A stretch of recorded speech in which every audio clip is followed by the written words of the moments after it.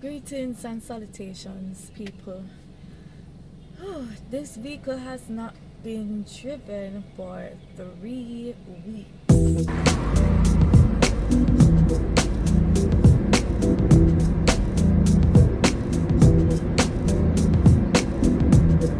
Let's talk about my driving test. The first time and only time that I did my driving test. So I did it at the Swallowfield Depot in Kingston. So I took the day from work and I made sure to reach to Swallowfield by 8. So I wanted a general license. So you have to do the general road code test and the mechanical test. So you do the written test first, which is multiple choice. So I came in, had all my information ready. They gave me this yellow card. I filled it out. Or was it filled out already? I really can't recall. But either way, there was a yellow card, and that was the card they used to do the test. So first, I did the general road test, which all the questions come from the red book. And then I did the mechanical test, where all the questions come from the green book. Now, the road test, I think it's pretty easy. The mechanical test for me was difficult, and I knew that I failed the mechanical test when I was finished. I was like, I don't think I passed. Right? And then after you finish that, you wait a little more, and then they call you to do the yard test. So first they make you do the hill start. The hill start, yes. You know, when you go up on the ramp, go up the slope, stop, then go down the slope, and then they tell you to reverse. So you do the reverse in the yard. You're not supposed to touch or hit down any of the cones, and then from there you do the parallel parking on both sides. So I did the hill start thing, then I reversed. I did it very slowly because I was so anxious. I was really anxious, like shaking, right? And the vehicle that I did the test on was this little Noah bus. So nervous, so nervous. And, yeah, I did that. And then I did the parallel parking. I was super nervous about that too, because you see, parallel parking, it gave me the most trouble. It gave me the most trouble when I was learning to drive. I had 2 instructors teaching me parallel parking by then. Tell me, you know, and the last instructor, him rough me up bad. Say, how am I to do this? Me not no sense, I'm not thinking, and all of that jazz. But I went and I did the parallel parking on both sides, and the examiner, him actually cussed me off and said, yo, you're taking too long to come out of the space. And I started to fret, because I'm like, am I going to fail? Am I going to fail? But I did it, and I did it. Yes, and so afterwards, no, after I finished the yard test, I waited to see if I passed the yard test to do the road test. So I did in fact pass the yard test. So the next step was the road test. So it's Swallowfield. So you know, it's Swallowfield Stadium. I think they take you to that little community of Mountain View Avenue, and you do the exercises that they tell you to do. I wonder if you guys hear those people passing. This man on his bicycle and this man riding. Anyways, so I did the road test now. So they lined us up out by the Bob Marley statue there. at the stadium, and there were two other vehicles in front of me, and so I had to wait a while for them to finish. And then the examiner came in, and I was super nervous. And so my instructor was like, drive. And so we drive, and the examiner told me where to go. And then I think he said, oh, use the minor road to turn back or something like that, right? Oh, I'm in the wrong lane.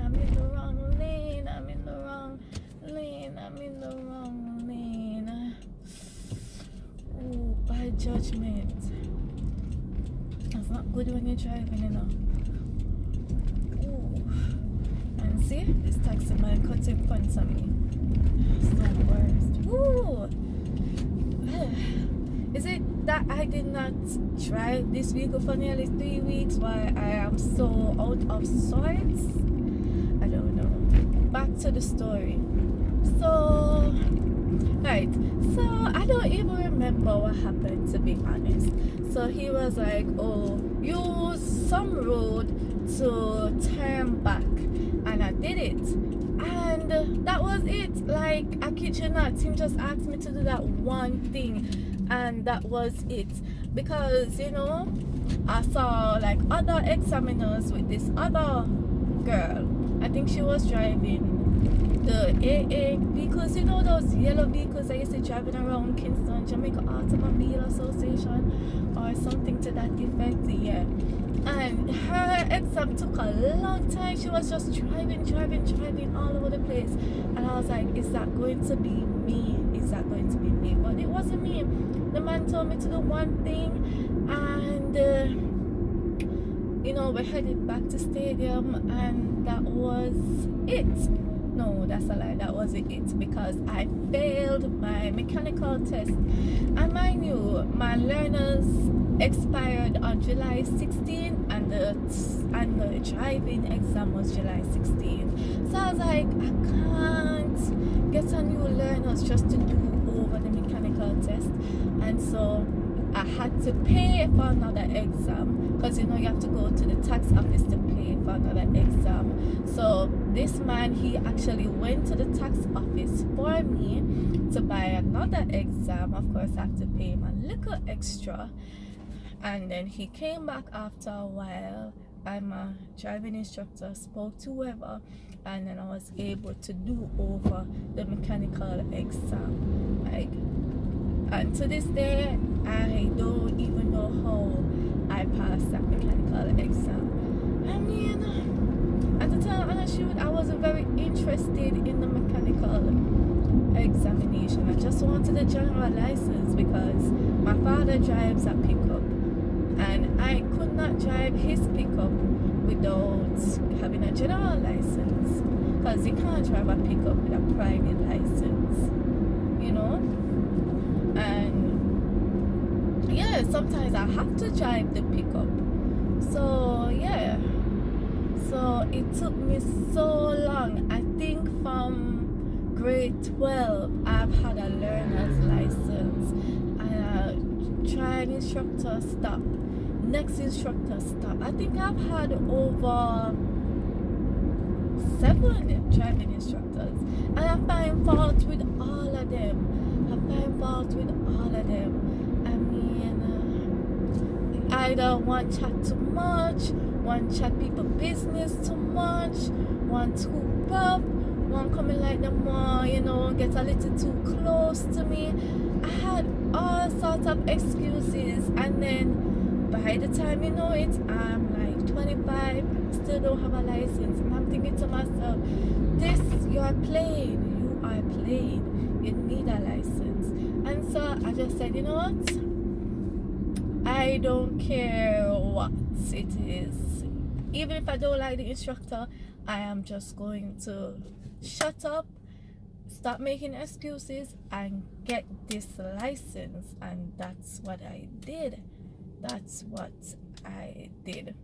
The last driving instructor, Campbell's driving school, he is so good. We still talk up to this day. excellent. I mean, if you can manage people with a dry sense of humor and people that use a lot of sarcasm and deadpan sort of humor, you and him will get along fine. He's really excellent, really excellent. So now I have a driver's license, general driver's license for automatic vehicle, and I need to learn how to drive a standard vehicle, because I just think it's important just to know how to drive a standard. I don't think you're a real driver until you know how to drive a standard vehicle. That's my opinion anyways. And I hear like in Europe, the majority of the vehicles are standard manual. So yeah, I just want to learn how to drive a standard, and then I can really feel like I am a driver. Yeah, and you see, I don't know, is after I got that license, I just didn't feel so stressed driving on the road anymore. And I think because the time was so quick, because I was super nervous. The exam was coming up, and people were telling me, oh, you should buy a license because people are going to fail you, Claudia. The examiner's going to fail you on the first try, and you're going to have to go back 3, 4, 5 times before you pass the exam. And there's so much corruption in the system, and support. And I said, I'm not buying my license. And I struggled to paying a lot of money. I've had so many lessons. Oh, almost dropped in a pothole, guys. Almost dropped in a pothole, but I dodged it. Yes, I dodged it. Yes. So maybe I have like over 100 lessons or more. That's how tough my head is. But I'm finally on this road driving. The next step is to get my own motor vehicle, because if I need to go somewhere, it's either take the bus or a taxi, or I drive one of my parents' vehicles if they are available. So yes, I didn't buy my license. I took my time. I paid lots of money to get proper instruction, and here am I on the road driving and trying to follow the road code as best as possible, which is hard sometimes, because I'm telling you, Jamaican motorist, you will be doing the right thing and somebody does foolishness, and sometimes the people that do the foolishness don't get in the accident or don't get into the problems. You do. So you have to be so careful. On the road, my greatest fears are JUTC bus, taximen, and pedestrians, and people that ride them bike, And when I say bike, I mean bicycle. So I got up early this morning, about 5:30, and I can't even say got up because I was trying to sleep for the whole night and I just couldn't fall asleep. I felt like I was having a heart attack. The whole of my left side was hurting me, and I was like, oh my God, this is how I'm gonna die? Heart attack, cardiac arrest at this young, tender age. I'm telling you, the pain, I felt it like in my shoulder, then my chest, and below my left breast, and I felt so uncomfortable, I felt so restless, and I just couldn't sleep. All I tried, like, I felt my nerves tingling, and I was like, oh my goodness, man, is this a heart attack? I go on Google immediately. What's the difference between an anxiety attack and a heart attack? What's the difference between cardiac arrest and a heart attack? Because there are two different things. And I just went on and on down the rabbit hole. And yeah, I was like, I'm dying. But then I remember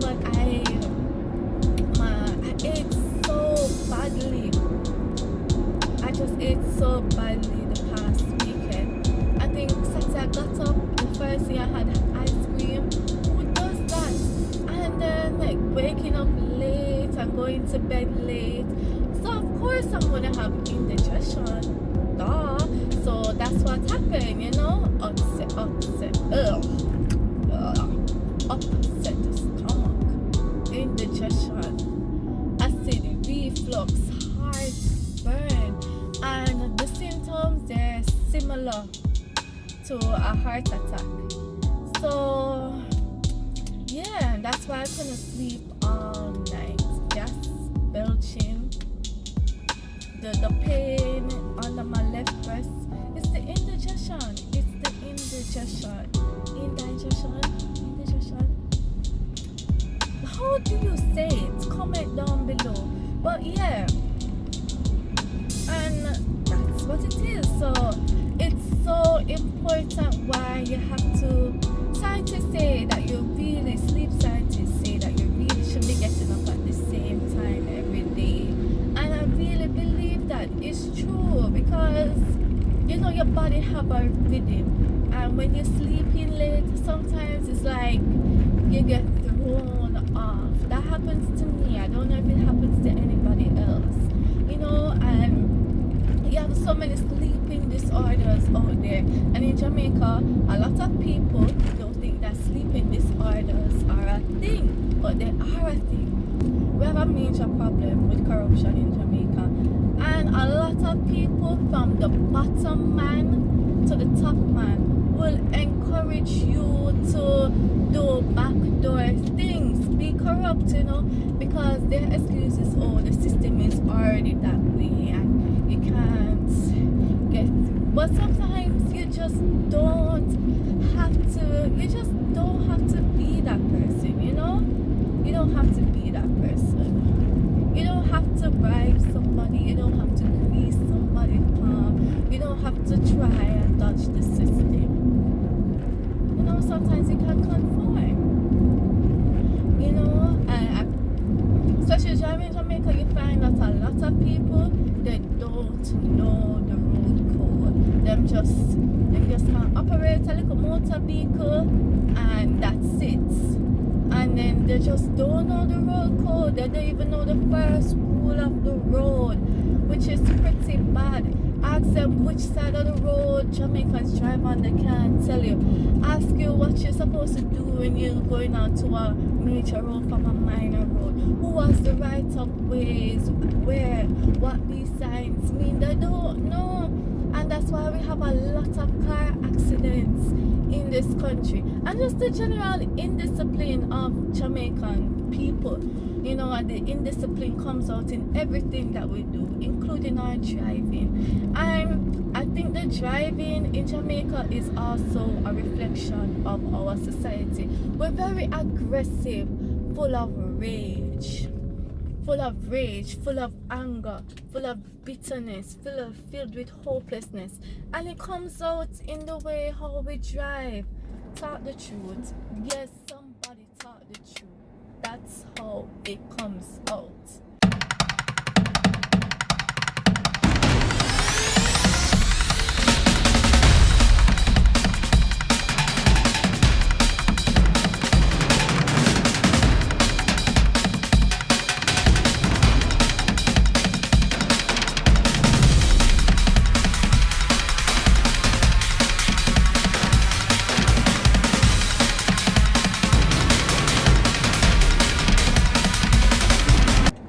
So I'm almost home and I felt like I just had to change up my route, you know, because something in my spirit told me to change up the route.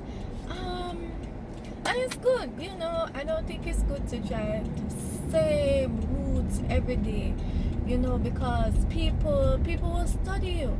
Like, you literally have a time where like I would go in the taxi and watch this man, I block up the narrow bridge. Right. I would go into the taxi and the taxi man would say, you know, so me see I drive one blue, what have you, on X road at this time of the day. I'm going to say, no man, una study me too much. And sometimes when we take the bus and you know, I meet up some people who I'm not see this long time. Well, me not see them, but them see me, right? So they're like, you know, I saw you driving the other day, you know, near X, Y, and Z and so forth, so forth. You see? You have to be so careful, you know. Only Papa driving. And the road them narrow too. So yes, anyways, and they will say, why I see her drive on Constant Spring Road, you know? I see her drive downtown and rate. I'm saying, no man, them people are studying me too much. They must study me. So you have to change up your routes, you know, because you think that you are not being observed. You think that people are not seeing you. People are seeing you. I am home. Put the car in park. I am home. Give thanks for life. Give thanks for journeying mercies. So that's the vlog. Thank you for tuning in. Thanks for watching. Please like and comment. Engage. Engagement is good. I'm trying to build up my YouTube channel, you know, and I seek a hobby, you know, to get my views out there and to express myself. So thanks for watching. Tune in for more, and I'll see you on the road.